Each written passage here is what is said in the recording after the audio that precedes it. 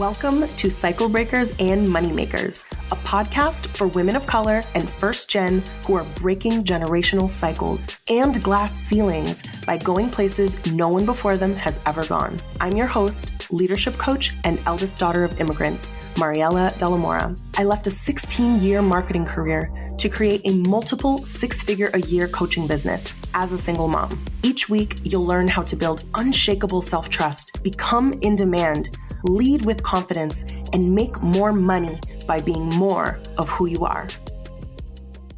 Hello, everyone. Okay, we're back. Carmen and I just had such a great conversation in the earlier episode. Go and catch that if you haven't already. It's very relevant to our current times. But now we are going to talk about Carmen's experience in Reclamation, Mastermind. And I really wanted to share her story for many reasons. One is that I really want to showcase different possibilities of what business can look like that isn't what we would typically see as a very social media centric, like business model. And that visibility can look different ways for different people, and that you can come into a program already with I would say successful in air quotes because we define what success means, but with a conventionally successful business and be seeking out a different thing. It doesn't always mean you need to be struggling or in a hard place, that you could have different desires. And I know in Carmen's case, part of that was getting clarity on like what the future of her business looked like, and also seeking community and no longer being what she calls the lone wolf. So like, I really just think this is a really interesting story to tell, that there are many reasons that folks will look for group programs, masterminds, communities, and that your business and way of doing business can also look different as well. And I think that's important because it changes the way that we dream and the way that we plan. So with that, Carmen, I would love to ask you about what brought you to initially join, because you were applied like 2 days before I closed the doors. I remember just being like, okay, like it's over. And I was like on the phone with one of my friends, Dulce, and I was like, no way, like someone just applied. And so and I think you had just found me. So like take me back to that time, because it showed me so much where it's like someone can still join the program at the very end. It's someone who I wasn't, I wasn't aware of your work prior to. You weren't either with me. I think you had recently found me. So take me back to like, what is it that made you reach out and what you were looking for at the time? Yeah. I had not heard of you. I wasn't aware of the work that you did. I was in a moment where I was looking to play with the percentages of the work that I do. So, a licensed therapist and a certified coach. I've been a coach longer than I've been a therapist, and I have a consulting work that I do in addition to coaching. And so, I was in a place where I had already built out my private practice for clinical work, and coming out of a place where I was feeling like I really wanted to rebalance energetically what I was doing. And I was listening to a podcast and you were featured on it, and that's how I learned about you. It was that moment. It's so funny because I'm like, y'all, this is like third-party credibility, like marketing beyond your own platforms, collaborations, visibility, which is like what allows a person to not like live on social media. But I'm like, yeah, if you're featured on aligned platforms, then your people will learn about you in different ways. So I'm glad that was the way, because I'm like, that also proves my point. We don't need to be showing our face on social media. That's not the only way. And I think it's also layered, right? Because it wasn't just that it was a third party platform. It was the fact that your identity is what resonated, right? So I was looking for somebody who had some life experience, who had, regardless of how long you were coaching, that you had some life experience, having worked somewhere, having had a career, that you were frankly, not in your 20s, nothing against folks in their 20s, but I was looking for a particular person, right? I was looking for someone who was, older, closer to my age, someone who was a woman of color, someone who had also, I think the fact that you're a parent, right? I'm a mom. I have 2 kids. You have 1 kid. And so there's just something different about like, you're going to understand some aspects of my experience because our experiences resonate, right? So definitely it was like listening to you on that podcast, what you were talking about. You were talking about marketing, And I wanted to have that experience. And I am someone who leads a lot with my intuition. So it was a felt sense. So I listened to the podcast, I heard your story, and I thought, I'm going to go check her out. And like literally, like, within that day, I had decided that I was going to be joining your program. I did not know where you were at. I didn't even know the languaging around open cart or Oh any of yeah. that stuff, right? So What happened to be an enrollment like at the time? Because I don't think you were looking to join a program. yeah, no, yeah. And so I went and I looked you up and I was like, okay, well, I hope that there's still like time. Yeah. So, I filled out the application and, scheduled the time with you. And I think I remember when we talked, you said that had been the last person to sign up. And I was like, oh, that's so interesting because it was totally on like an intuitive hit. Like, I just literally just heard you on a podcast and your identities resonated and then here we are in the car. And honestly, by the time that we were on the call, I already knew that I was signing up. I was just doing the last sort of like cross-checking, right? Like, all right, my first gut read, my intuitive read. Okay, let's get on this phone call. If this woman is racist, if she's homophobic, if she's like, you know, just looking for those things. But I had already decided. I love when I hear folks say that they already were like, no, the decision was made, because that means that whatever you've already put out into the world will help people to build the level of trust that it takes to say yes to like working together in someone's program for a year. Like that's not a thing that I take lightly. And to say that like we're building a thing, we're building a brand, we're building a presence that people can interact with and experience, even if we are living life or we're going and doing another thing. So like that just, it means a lot, because it also goes to show that like our story is not just us being visible and like more people seeing us, but like you said, the story, it's what you're saying, and that our stories are powerful, and that can help someone feel like, oh, I feel like I'm going to be seen and understood by this person, and why it's so important for us to talk about our stories and not just how we help people in the work that we do, because it's the filter of us that makes it resonate. So with that, you had already built a six-figure business. You had a six-figure business for, many years prior to joining. So you were like, say, an established, like you'd been working for yourself for a while, but you joined Reclamation. One of the things I remember is that you didn't want to be the lone wolf anymore. You used the term lone wolf. Can you talk about that in terms of one of the reasons that you joined? Yeah. So by the time I joined, so this year is the beginning of year 6 of being self-employed. And so I was self-employed at the beginning of 2020, right? Right before the lockdown happened. And a couple of years after that, in between, I got sick, but I was able to maintain a particular sort of salary during that time or income or whatever. When I joined, I was in a place where I was shifting from, at one point, I had 19 clinical clients, and it was during the lockdown. And I was having my own experience of being in the lockdown with two kids who my youngest was in kinder, my oldest was in second grade.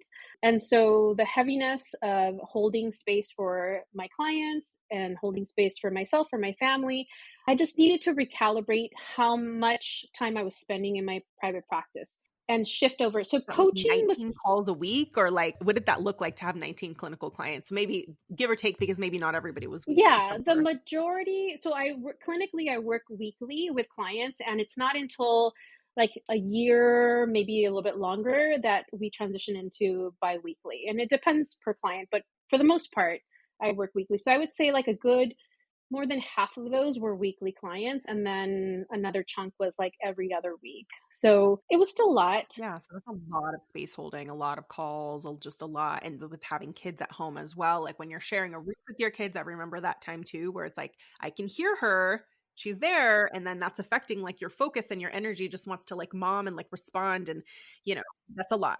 Yeah, and on top of that, like my kids' ages, and also that they're both neurodivergent, and so my wife and I alternated literally sitting with them for school. So they were on the Zoom call and we were on the Zoom call with Oh my gosh, them. that's so hard too at that And age. then we would work.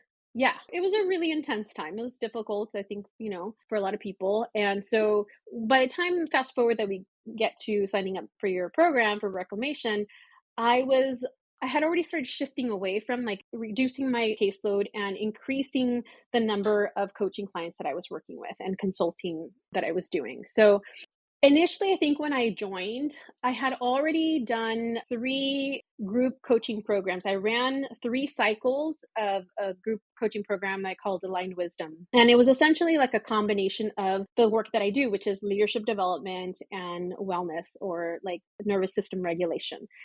So I did 3 cohorts of that within 1 year, and I really was looking and seeing, especially during the lockdown where there was a proliferation of group coaching that was happening. And I thought maybe I want to replicate that because that's what I saw, right? And I thought like, oh, I'm seeing people are being successful with this. Maybe this is a model that I can do or want to do. And so also not, even though I had run those 3 cohorts, I didn't have any of the mechanics behind it, right? Like we met over Zoom, I recorded the call, I sent it out, I created curriculum, I taught live on one day, and then I coached on another day. And so I was really wanting to figure out how to streamline it, how to do it Like differently. systems wise, because I remember it being like, I remember us talking about it and I was like, gosh, this is like a lot of work in its present state, the way that you're delivering this.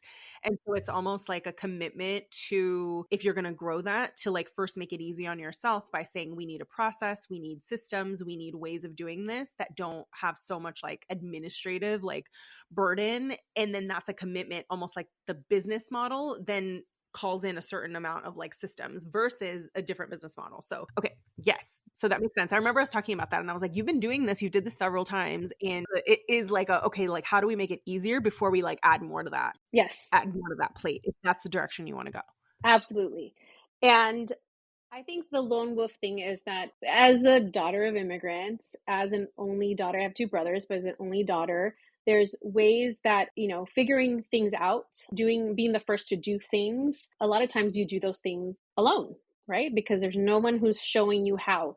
And so it is both, I think, a skill set and also I like to say it's a double-edged sword, right? So like on the one hand, it's a thing that has allowed me to, get to where I'm at, to get a master's degree, right? So it's helped me on my journey, but it also it can hurt, it can harm, right? And so part of it is like, Yeah, it's like you can move faster sometimes, like where you said, like you can achieve being the lone wolf. You're like, all right, I'm self-sufficient, I'm resourceful, and all the things. And then you can kind of ping your way through like achievements until it depends what you're doing. But it's like when you're growing something different or you're kind of looking for like, okay, like what's next, then it does carry a different weight. So, okay. and so I was like, I need to figure out how I'm going to scale this, how I'm going to continue doing this cohort model, and I need help. I need to understand how other people are doing it.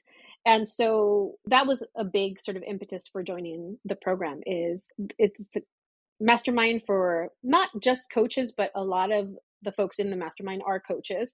And so I was like, it's almost like a little bit like pulling the curtain back, right? Like I was thinking about like Wizard of Oz, like what's the behind the scenes? Like what, like even just like Like knowing, how are other people doing it? yeah, even knowing like literally like knowing things like platforms to use, right? Like, Yeah. or like any of the mechanics or any of the apps that help to sort of like streamline things or make things more efficient. Yeah. Of like if you had to answer every single question individually versus if you could ask, because that's the thing that we do is like, yes, we can figure things out. But when you think about like, well, there's like 20 questions that I have or 50 questions. And then like question number 13 depends on the answer to question number 3. It's just like, why am I trying to figure all these things out? And you can like bring these things to the group because and that also was like the goals that you had. It's almost like you don't even know that those are the goals that you want to necessarily go after. Like, do you want to scale a group coaching program or are there other possibilities as well, which I know was part of what ended up happening. Right. And I think being in a space where you can see almost like going to Baskin Robbins, right? You and I like metaphors. Going to Baskin Yeah. Robbins and like I know about vanilla and I know about chocolate chip, but like, oh, what is this new seasonal one? Oh, okay. What are these dairy-free ones? Because Yeah. I can't handle dairy anymore. Right. So like it's not like all of the flavors are not for me, but knowing that they're there and knowing the variety that exists can help me discern more also like, oh, okay, maybe I do want a little bit of that sort of like, flavor. Yeah. I think that's one thing that when I hear kind of about the program, that it's like the value is the diversity of ways of doing things and business models, even though there's like mostly first gen and like all the things, but like the way that things are built, because most often, not all the time, but sometimes programs are built in a way to mimic a certain business model where everyone is building the same one. And I look around and I'm just like, there are people who are just like LinkedIn live, like queens, and they're on there and they're doing this and they're doing one-to-one, coaching or marketing agency or curriculum building and all the things. And so I feel like it's like you do dream and plan differently when you actually see that people are building differently. It's one thing to say it, but another when people are like, oh, I didn't know you could do that. Or actually, you tell me how you're doing that, because we will only almost like plan according to like the things that we have seen. We kind of default to that. Yeah, and so it gave me a window, a large window, like a bay view window into, Yeah. oh, look at all of these folks and what they're doing and how they're doing it, right? And so it was both sort of like helpful to understand just a broader perspective, right? Like I don't know what I don't know. I can do things on my own, figure things out on my own, but having the live examples of so many other folks who are, building their businesses. With that being said, like, how did you come to the realization of coming in wanting to scale your group program to the business model that you have now? Tell us, like, what is more of the business model that you had now, and what are some of the things you let go of in order to have that? Like, what are the realizations that you had about the business that you actually wanted to grow, at least for this season? Yeah, so yes, I mean, and it makes me want to laugh at not quite myself, like whatever. I'm laughing at myself because I lead by intuition. And when I stray from that, I am quickly reminded of why I need to listen to my intuition. So, Okay. What was your intuition saying about this? my intuition has a very like voice. And there's times where I'm like, I want to override you, girl, because I just want to do this thing that looks really sparkly and pretty, and other people are doing it, and I want to be able to do it too, right? Like, so Yeah, like, why can't you let me have this thing? Why are you telling me I can't have it? yeah, or like, Even though you could, but but here's yeah. but here's the thing. Like, I know Is that the sparkly thing the group program, scaling your group program? it was because, I was seeing so many folks doing it. And like I mentioned earlier, I was a coach a long time before I was a therapist. But I began in coaching not in this recent world of coaching. I began in the world of coaching where it was like 16 years ago, where it was newer on the scene. Yeah, because coaching has existed forever. When people talk about like the coaching industry and the emergence, and I'm like, coaching's been around. It's just social media fueled coaching and like super, super niche coaching. Yes, that's maybe a little bit more pandemic, This model infused, of like that coaching. made it blow up. Yes. But coaching's been around. So yeah. And one of my good friends and coaching mentor, her nickname is the like coaching fairy godmother. She's been doing coaching for way longer than that, right? And way longer than 16 years. And she was one of the people who brought me into this work. And initially, how I held that work was that it was always going to be an accompaniment to whatever else I was doing, right? That's why I went to school to become a therapist, because I wasn't going to stop being a coach, but it wasn't going to be the centerpiece. And so what has evolved over time is, again, as I was saying earlier, like the shifting of the percentages. Like, okay, now I've done the therapy and it was a big percentage, and I want to shift that percentage. So I came in with the idea of like, I want to scale in the way that other people, even using that language that was foreign to me, right? Or like calling myself a CEO. You and I talked about that in our last check-in, right? I was like, I don't identify with that. I feel like I'm self-employed, you know? Yeah. So whatever, like that might evolve in time, and maybe it won't, and it's not important. It's neither here nor there. But there was a lot that was different and new for me in this way of doing coaching, and I wanted to try it on. And what I found is that when I am efforting a lot, that's when I know that I'm not going in the right direction. When I'm efforting a lot. Okay. Tell us that has looked like for you, because I think that there's people listening who are probably in a season of efforting because it's what the example that they've seen of what they think they should do. Yeah. And I want to distinguish between efforting and working hard. I do not have a problem with working hard. I love working.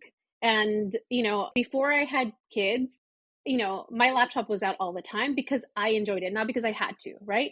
And so what I mean by Yeah. As soon as you said efforting, I feel like I personally knew what you meant, but I'm like, what does it mean to you? yeah, efforting means that like here's another metaphor, right? Like here's the river in front of me.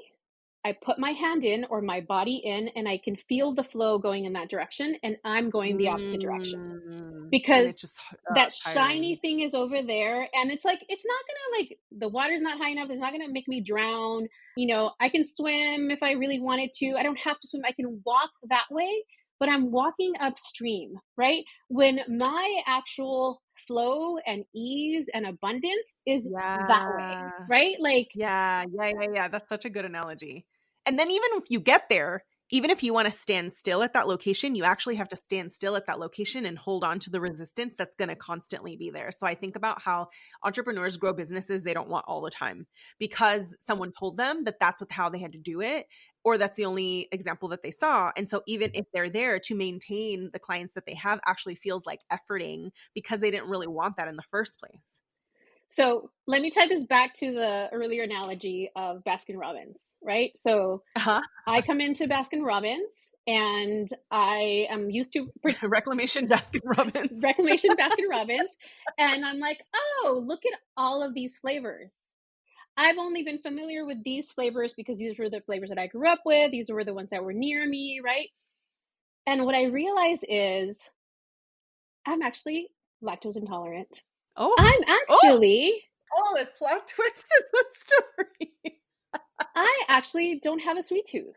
So the thing that I thought I came for, I could have it. I can go Yeah. and get all the flavors and I can give myself a bellyache because that's effortful, right? I'm going to do That's the efforting. thing that's against my system Ugh. Oh, that's because so good. it looks so fun and exciting and other people are doing it and why can't I do that too? Well, when I'm spending so much time trying to effort myself into doing that, I'm wasting time and energy and literally just like get in the fucking water and flow in the direction that it's going. Yeah. Like it already wants to take you there. Yeah. It's already going to take you there. Yes. Okay. Where was the water wanting to take you? Where did it take you? It took me back to familiar waters.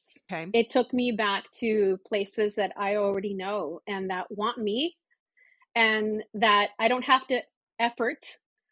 It took me to places that invited me in that said, "Hey, can you do this training for us?" Or, I have, this fellowship and, you're a leadership coach. Do you have room to take on a few clients?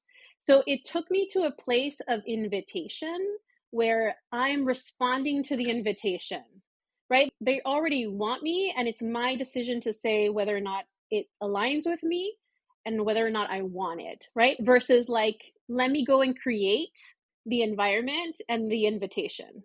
Create the environment invitation. So, how did you realize that it was there all along, or that was the flow? Like, how did you realize? Obviously, it wasn't like one day that you realized it. I think it happens in waves where some folks are like, I literally feel like I've done nothing, and then like all these invitations came in, or like these. What did that look like? That realization look like for you that actually was the flow? Because sometimes entrepreneurs don't know where the flow is because they've been so busy looking upstream. Yeah. I think some of it, one of the indicators was my own internal resistance. So, for example, one of my like small goals was to get comfortable on social media, right? And so I did. I was on Yeah, IG you were doing reels, you were doing like you were doing a ton of videos like all spring, summer, all of that. So all the way up until like summer. I was like, and my goal was like, the whole like visibility thing. I don't want to be seen, that kind of thing. And then I was like, okay, what if I can get over that? And what if I can just practice being on here? And so I got pretty consistent. There's a time also where I was pulling from these death deck cards. I was kind of pulling from my clinical work, but also like tying it into like leadership stuff. yours just like coaching in your content, which is like a big part of like, doing like making your gift more public, where it's just like we don't need to contrive it. We can just kind of like share this gift and like invite people in as if you're coaching. And the thing about it was that it was enjoyable. It was enjoyable. But it was also a lot of effort. But it was almost like, again, back to the ice cream, like, I was on a sugar high, right? So, it was masking the effort. It was like, "Oh, look at me, I'm doing this thing, I'm getting on here regularly, I'm getting more comfortable, I'm posting regularly." Like to show yourself, which doesn't have to be a bad thing, but I think you wanted to experience that. Yeah, I wanted to experience it, and then I got to pat myself on the back because I was like, "Check mark, I can do that now, I feel comfortable." And then summer hit, and I have 2 kids, and they're neurodivergent, and we don't put them in summer schools, and my wife and I have to, like, figure out things and, like. Yeah. And even to be in a space, because one thing that I think is like, unless your coach is a mom, they don't understand what summer means without you having to say anything. It's immediately like, oh my gosh, there are 10 weeks where you are not in school. What am I going to do? Summer camps are hell expensive. I don't even know that I want to do that. But then you're like, well, I started this business because I wanted to like be present with my kids, and like just this whole thing of like, how do you get through summer? Okay, so Oh, yeah. yeah, tell me about that, because that made you have to rethink things in terms of what you wanted, and what we coined as Delulu summer, which I wanted to ask you about.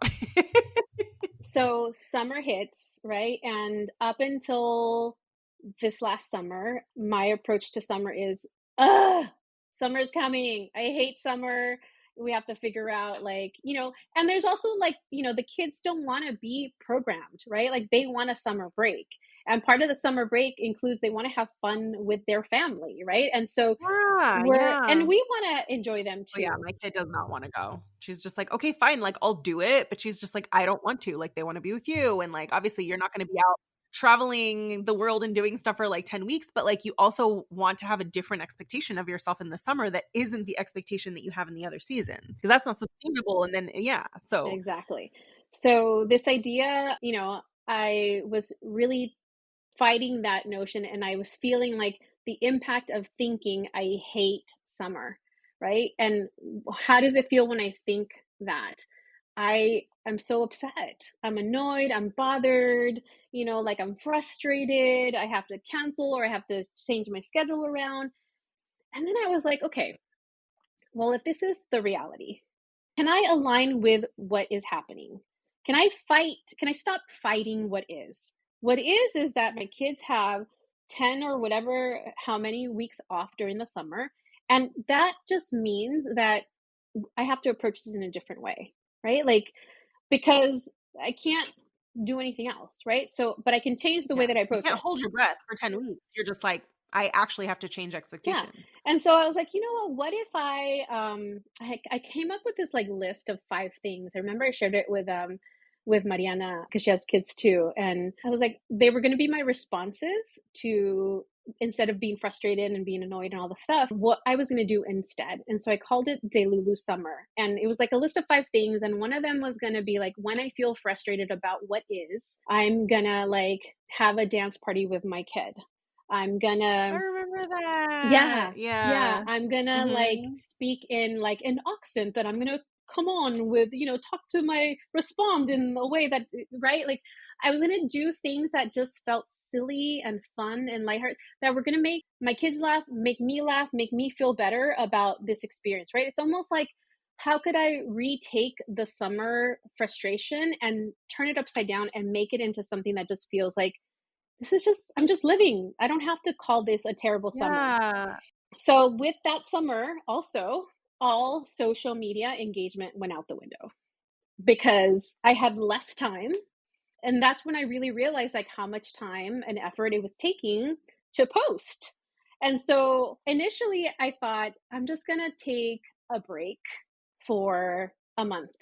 And then it was like, okay, well, maybe just until the end of Was summer. that August? Because I just remember August being, like, a very pivotal month that showed you, like, what creates new contracts and income that was not necessarily for you showing up on social media. So Delulu summer started in July, and I had extended it through the rest of the summer. So my kids start school in August, different times in August because they're in elementary and middle school. And it was in that month of August that in that state of enjoyment or flow or ease that I was in, where contracts just started coming to me.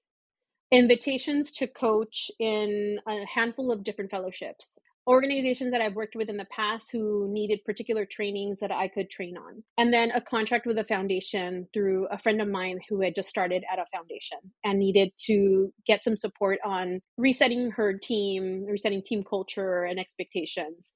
And it was all from this place of like, I'm not putting anything out there, I'm not efforting, I'm just having fun. I'm trying to enjoy summer as much as possible.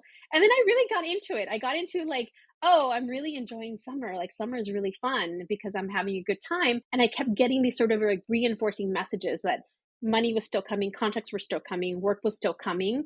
And then I decided sometime, once like summer was over, my kids were back to school, I was like, well, once they're really settled into school, because like if you're a parent, the kids come back to school and they sometimes have a hard time going back to school and everybody readjusting to the schedule. And so I said, okay, at the beginning of September, that's when I'll come back on social media and start posting. And then I realized I don't want to effort like that. So then it was like, okay, well, let me just give myself until the end of September. And then in October, I'll revisit this. October came and went. And I just got to this place of like, this is actually, I don't need it. It's not working for me. And so I extended the Lulu as just as a general practice. Yeah, to just allow you to like let go of something. And I'd say there's a couple things I think that are important to point out, because like if somebody's grown their whole, like all of their, what I would call like lead generation and their past clients have all come from social media.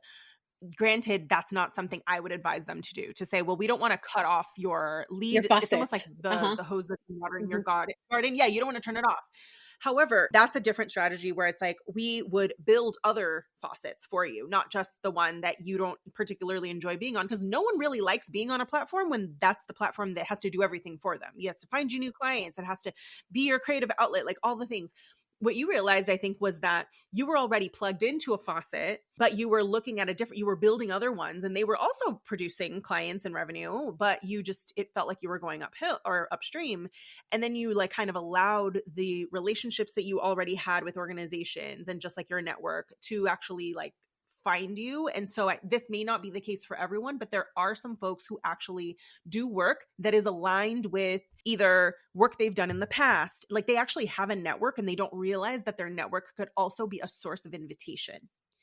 And your network was a source of invitation, and not all entrepreneurs realize that their network could be a source of invitation. Even if they've never had an invitation before, it actually can be. But tell me, like, how did you change your strategy in terms of like, and I say this in air quotes strategy, but like for some, it's like intentionally just checking in on folks in their network and outreach and being like, hey, what's going on? Whereas maybe they were distracted before by being like, I need to post on social media, when in reality, like, the soil that you need to like tend to is more your network and your people, and like circling back and checking back in.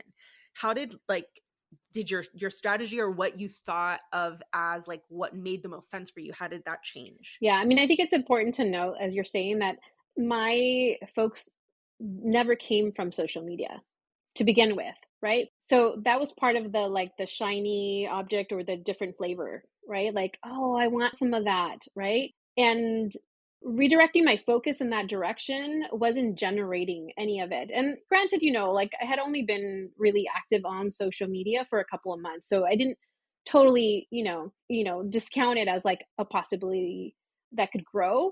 But what I realized was that a lot of the work that I have done previously in my organizing work, and I still have a foot in the social justice world. A lot of my coaching clients are social justice organizations or folks who are in social justice spaces.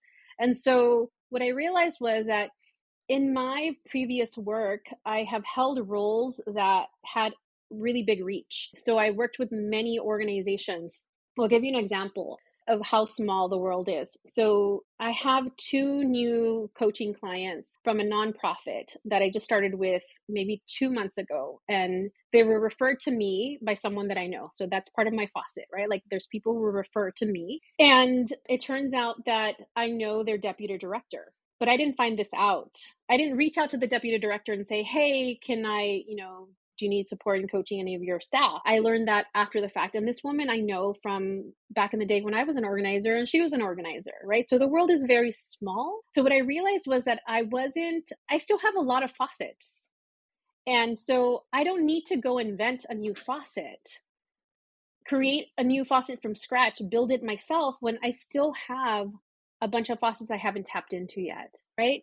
So I haven't tapped into them in many different ways, right? Like, I've been sharing with you from the beginning that it's been on my list now for years to have a website. I don't have a website for my clinical work or for my coaching work, but I have clients and I have recurring clients. The other thing I wanted to mention is that in the way that I was learning this sort of, for me, new way of doing coaching or new way of operating in coaching, I didn't even know the language of like when people were talking about in the mastermind, like, do you have a B to C or an A to B? Yeah. And I was like, what? Like, I had to go and look it up. I was like, what is that? Right. What I realized was that my private practice.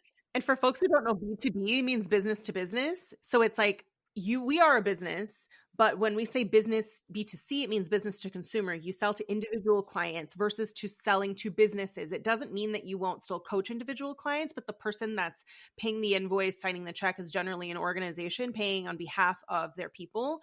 And that there are folks in the mastermind who've completely pivoted to B2B or shifted more of their revenue source to B2B because they already had faucets that they could tap into or were tapped into that they just weren't paying attention to because they were distracted by the B2C market, which is a lot of what you'll see in the coaching industry, is like large group program, things like that. But that's not lucrative for everyone. It's also service-based folks as well. It's just like that doesn't even apply to you. You could be marketing and finding folks in lots of different ways.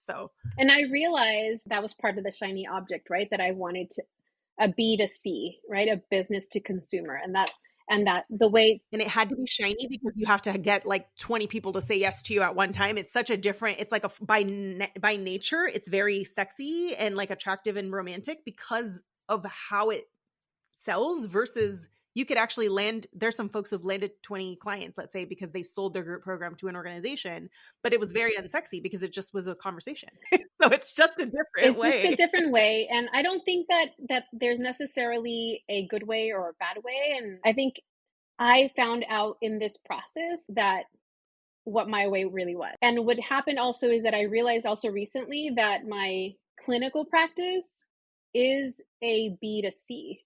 And I was like, oh, I had it all along. I do have that model. Yeah, you did. That's true because they have to say yes to renewing. That's the thing is like when it's an individual person saying yes, that's B2C. If it's an organization being like, okay, we're going to make a decision on behalf of our org or our people, then it's B2B. And it's a different way of marketing and it's a different way of articulating how your work impacts people because you could be impacting people on an individual level and you could be impacting an organization. For context, can we share if was August one of your bigger months? I just like to blow people's minds in terms of what's possible. Was August one of your bigger months in terms of contracts landed relative to you letting yourself have summer and be with your kids? Oh, absolutely. It was kind of ridiculous. Like I felt like I think it was that month alone in terms of contracts, I think it was like 75,000. And it was not, again, I wasn't efforting, meaning I wasn't putting myself out there. I wasn't creating reels or Instagram, anything. I wasn't putting out presentations. I wasn't even putting out invitations to organizations. It was just a month of aligning to joy and aligning to the reality of what was happening, that we're in summer and my kids are at home, and things started coming. And it was just incredible because, I was like, all I'm doing is having fun. All I'm doing is enjoying, and being with what is. And, even that, it was still hard. Summers are still hard, but because I know that with that, there was a lot of growth off the back of that. And then we kind of coached on like, okay, what's your schedule going to look like? Because obviously 75K in contracts, you're off the back of that. You're like, okay, what's my schedule going to look like? The kids are back in school. How can I conserve my energy? And like, that's true. And it's like, but you also weren't then having to build in all of this time of efforting of like posting on social media and doing the things. Then it became effort of serving the organizations and serving the clients and showing up for yourself and your family, which is a very different way of planning. A very different way of planning. And I think that what it brought me to is that it is actually more in alignment for me that my coaching and consulting work is a B2B. It is more in alignment because I come from organizations. I've been involved in organizations since I was a teenager. And so it just made more sense given who I coach. I coach people who are VPs and executives in leadership positions in nonprofits, in social justice oriented organizations. I do have a handful of like what I call sort of rogue clients who are people who have never been in nonprofits, and like I have a handful of those people, but they're not like the core of my coaching and consulting work. Yeah, that makes sense.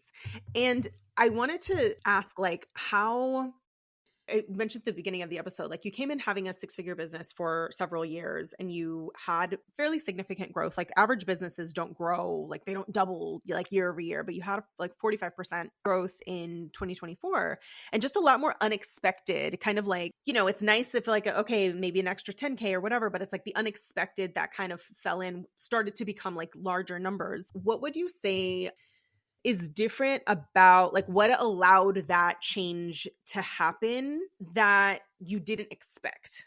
Like what created that growth versus when you thought, okay, growth means scale my group program. How would you sort of summarize like what allowed you within the program maybe like to realize like I could grow my business by 45%, but what actually contributed to it? Like what facilitated you being able to do that the program helped you realize? I think aligning back to what was going to work for me. I think not trying to, it's almost like not replicating or not trying to go for the thing that wasn't going to be for me anyways. Like mimicking where we try to like mimic someone else's model or Like, yeah, or trying, yes. And that, like, okay, what already works for me? What can I really root into that is already working, right? Like, what to root into that's already working. Yeah. yeah, instead of trying to shift strategies, right? Like, if it's working still, why would I shift the strategy of it? If this is still, operational, if this is still working, if this is still flowing, why would I turn it off and then try to turn on a faucet where the water isn't flowing yet? Yes. Right? I So, hear that a lot around referral based businesses where it's like, yes, I understand that like maybe for some they don't want to or just have network, but it doesn't also mean you can't have a very, very profitable, peaceful business if you already are tapped into referrals and a network. Like for some and for many, like that can continue on and on and on and on. So I think that even just showing the possibility of like it doesn't necessarily mean that we have to go and build another faucet, and if you do, I want to make sure that the faucet that you already are tapped into is flowing freely and that you know how to open it and close it, and then you can say, you know what, I'm at capacity right now. I don't want to quote unquote scale. I'm good now. I have other priorities, but I want you to know how to do that, because what will happen is like they'll go and try to build a new one before figuring out what turns this one off and on. And that's the main thing, is like making sure you're able to take care of yourself and your family and all of the things without efforting somewhere else before this one feels like you know what you're doing here and that this is working well for you first. yeah. And honestly, I don't have the time. I don't have the time. My work hours reflect my kids' school hours. I don't work 40 hours a week. I think No, there's part of me, because I do like working, there's a part of me that's like, oh, I wish I could work more. I had more time. And that doesn't work for my family. That doesn't work for our it kids. also, there's a decline. I find like I was someone who worked never just 40 hours. I was the person who worked all the time. And now I realize there's actually like a diminishing return as an entrepreneur because of the sort of work that we do, because we're space holding, but then we're also decision making and all the things that it's almost like you hit 30 hours and you're like diminishing returns. So it's almost like a fuerzas, like you're like, how would I run this business if I only had 30 hours? And we happen to have our kids as part of like our backup of being like, okay, well, we're going to do what we can around our kids' work schedule. But like it also kind of works in that way as well, of like, it really doesn't, we want to design something that quote unquote only takes that, where you're doing all the work and you're serving, your clients in those 30 hours instead of trying to mimic what we think, if you're really busy and you have more time. And it's like, no, we don't want to do that. We don't need to do that. That being said, I wanted to just ask you about the community, because part of the lone wolf, right? What did it look like to plug into the reclamation community? How did that impact your day to day, the conversations that you had? Like, tell me about that, because that's one of the things that I hear the most is coming into a space where people actually do build deeper connections and friendships. Yeah, yeah. I mean, I have to be honest, I think I am inherently a lone wolf. I can't get rid of my natural tendency. Yeah. And I think the benefit of being in a group space is that you do get to experience other people who are sort of embarking in similar journeys, right? And that are so generous and so kind and so willing to show. I've sat down with several of the folks in the mastermind who have led me through something, right? Their entire process, right? Of like how to do, how to record LinkedIn Live and then post it on something else. And then, I think that's the beauty of being in this space is that there's other entrepreneurs, other women who are self-employed, other women who are really interested in creating something of their own. And that synergy is also really important, right? Because that even if I'm not in conversation with somebody, if I'm listening to somebody being coached, whether it's live or if I'm listening to the recording as I'm on a walk with my dog Luna, like there's still this sense of like, oh, okay, I understand what they're doing and there's something in there for me, or maybe there isn't, but there's something about like being able to be witnessed and witnessing other people on a similar journey. There's certainly been like women who have connected more with. I think that I probably connected with some that are also kind of lone wolfish also. Yeah. You recognize it in each other Yeah. a little bit. Yeah. And I think that naturally happens in like larger groups too, where people sort of like will gravitate towards certain folks. But like I know in many, many spaces, people struggle to even make one connection because it's just not built that way. It's not built for people to like open up and connect with one another. So like even having like one person that you're like, I genuinely feel like I could reach out to this person and it would be like, we could have a conversation, that even that on its own is not always the given. Yeah, I think that this space definitely feels that it's spacious. It feels like everybody who's part of this mastermind, there's space for them if they want to take it up, right? And that like, and if they want support, that there is folks here that they can reach out to and ask, right? And people are been very, very generous in offering support to one another. I've received support, I've offered support. I think it's just been a really good space to remind myself that I don't have to do it alone, right? So like I'm redefining lone wolf from a negative thing to a like I can tap into the community. I don't have to be super tight with everybody, but I can come in and out of it. And I think I've seen that also with other folks in the program, people who, because of their work or life situations are ebbing and flowing into the program. Yeah. I'm glad you shared that too, because it doesn't necessarily mean like joining means like, oh my gosh, you have to like become best friends with everyone in there, but it's there for you if that's the space you want to take up, and that there's going to be folks who are like open to connecting if that's what you're looking for. And I know that it's different for each person. So last question I would say is is there anything that you want to share either about Reclamation, someone who's listening and is considering whether this is for them? And obviously you can only maybe speak to like either your experience or the things that you've heard. But what would you say to someone who's considering Reclamation in terms of like, this is a room for you if? I think this is the room for you if you can listen to your intuition. Even though the initial thing that brought me here isn't what I'm walking away with, it served its purpose. I got what I needed to get out of it. I may not have known what I needed to get out of it, or I thought I wanted something different, right? I think using your intuition and knowing what you want. I would also say that this space is for folks who have had a little bit of time working on their businesses, right? It's not like for someone who just finished a coaching program and are like really brand new to it and starting to build. Like there's a lot of women here in this space who have been doing this for a while, and also like you get to see that we have real lives and also that we struggle in our businesses. But I do think that this is a space for folks who have a little bit of years underneath them and are looking for other folks in that same space to move up together. Yeah. But I wanted to say, I'm glad that you mentioned that, because even though we do have folks who are maybe like in their second year of business at like the earliest, they are bringing parts of like their previous life with them. It's some sort of, it's related. And so they bring like a level of like knowing and wisdom. But I feel like it's definitely a place where you kind of figure out like what to let go of versus what to double down on and like what feels aligned. So I think the more when you bring those things, if you almost feel like I don't even know where to begin and it feels a little bit messy, it's okay. I think like there's a lot of figuring out that happens in this space as long as you have the pieces to bring. I think it's a little harder when there aren't any pieces and the person's figuring it out. They're probably not a good fit. But if you can bring the pieces, we will figure out the pieces together. I think that we've seen that play out in different ways.